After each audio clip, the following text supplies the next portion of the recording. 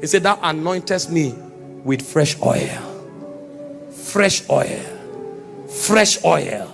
Fresh oil. You need fresh oil, sir. And you know the key to fresh oil? You pick it when it's leading you. Remember, the Bible said he will lead you in the path of righteousness. It's in the path of righteousness that the baptism of fresh oil takes place. In Psalm 45 verse 10 and Hebrews chapter 1, I think verse 8 or 9, it said, because thou lovest righteousness and hated iniquity, it said, even thy God has anointed you with fresh oil.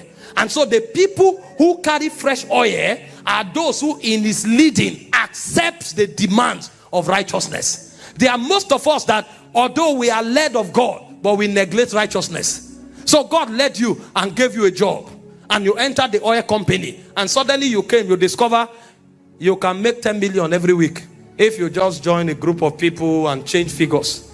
And you say, Kai, this thing, now wow, are you sure this is not the blessing of God in disguise?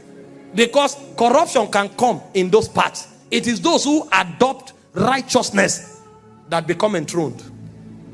God gave you that job in the bank and you became manager, and you now discovered it's possible to, some cash are flowing here up and down. There's some things you can do, and you start bending corners. You start bending corners. You will dethrone yourself. Because the fresh oil is where God caps it up. But that fresh oil is a function of righteousness. You know what righteousness does? Righteousness, number one, makes the blessings of God an addition. It says, seek ye first the kingdom of God and his righteousness. And it says, all the other things men seek shall be added. So the blessing is supposed to be a byproduct for those who walk in righteousness. That's why when God is leading you, he gives you the option of adopting righteousness as your way. If you latch onto righteousness, then fresh oil will come. The second thing fresh oil does is that it gives you influence. In Psalm 92 verse 10, it said, my horn hast thou exalted as the horn of the unicorn. It said, you have anointed me with fresh oil. So the first thing fresh oil does is to make the blessings of God an addition. The second thing fresh oil does is to exalt your horn. So influence becomes an entrustment God gives you because you choose righteousness. That's why 10 people can be preaching, only 2 can address their generation.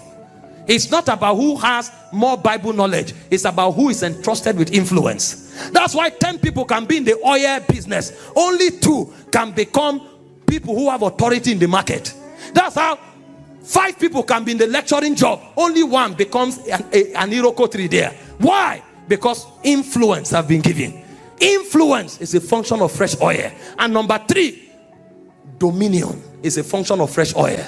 It is because of that fresh oil that he said he is prospering even in the presence of his enemies. And so there are many of us, although we passed the test of God's leading, but we corrupted it by going the way of unrighteousness. So fresh oil attracts God's blessings.